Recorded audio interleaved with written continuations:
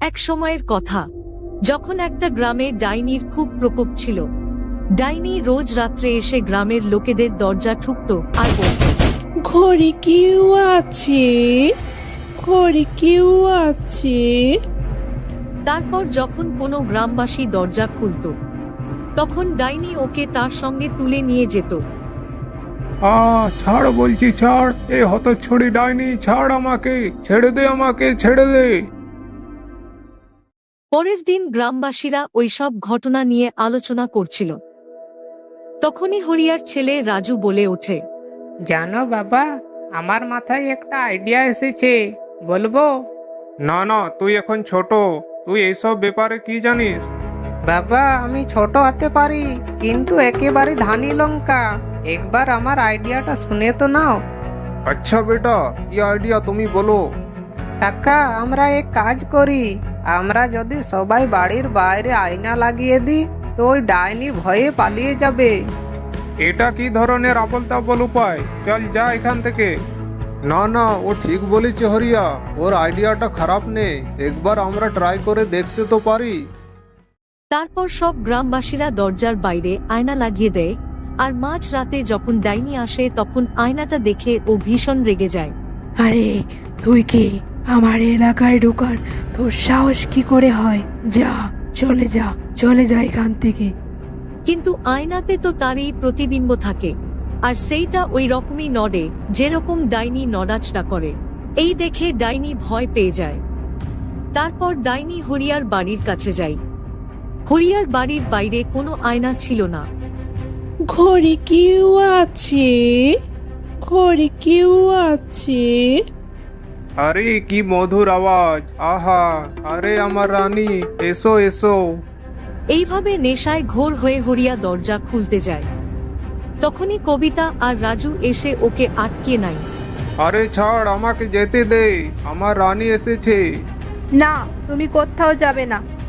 রাজু আর কবিতা দুইজন হরিয়াকে ধরে রাখে আর ওকে যেতে দেয় না। মনে হয় এখানে কেউ নেই। আমি কাল আসবো, আমি আবার কাল আসবো। তারপর হরিয়া নেশার ঘোরে কবিতাকে অনেক মারে। রাজু এইসব দেখে অনেক ভয় পেয়ে যায়। মা, মা, তুমি ঠিক আছো তো? হ্যাঁ বাবা, আমি ঠিক আছি। মা, আমাকে না বাবাকে একটু ভাল লাগে না। তোমাকে কত কষ্ট দেয়। না বেটা, এরকম বলো না, উনি তোমার বাবা। পরের দিন রাত হবার পর কবিতা বাড়ির বাইরে আয়না লাগিয়ে দেয়, যার কারণে ডাইনি কারো বাড়িতেই শিকার করতে পারে না। এই গ্রামে এতগুলো ডাইনি কোথা থেকে এলো?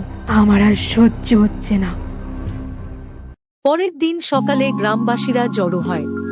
আরে ভাই, রাজুর বুদ্ধিতে তো একেবারে কাজ করে গেল। বাহ বেটা রাজু, সাব্বাস।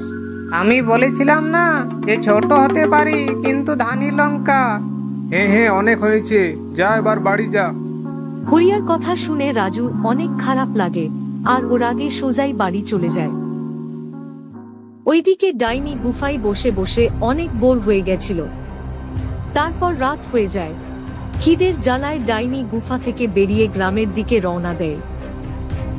এইদিকে হরিয়া নেশার ঘোরে কবিতাকে অনেক মারধর করতে লাগে। হরিয়ার এত অত্যাচারের পর ও কবিতা কিছুই বলে না। তখনই ওইখানে রাজু এসে যায়। রাজুর বাবার ওই রকম অত্যাচার মায়ের প্রতি ভালো লাগতো না। সবাই যখন ঘুমিয়ে পড়ে তখন রাজু বাড়ির বাইরে থেকে আয়না সরিয়ে দেয়। তারপর প্রতিদিনের মতো ডাইনি এসে হরিয়ার বাড়ির দরজা ঠুকতে লাগে। ঘরে কেউ আছে? ঘরে কেউ আছে? अरे ऐसो আমার রানী, तुमने पुकारा और हम चले आए। হরিয়া মদের নেশায় দরজা খুলে দেয়। তারপর ডাইনি হরিয়াকে নিজের সঙ্গে করে জঙ্গলের দিকে নিয়ে চলে যায়। হরিয়ার আওয়াজ শুনে কবিতা আর গ্রামের সবাই জঙ্গলের দিকে যায়। সবাই মিলে ওইখানে ডাইনির গুফায় আগুন লাগিয়ে দেয়।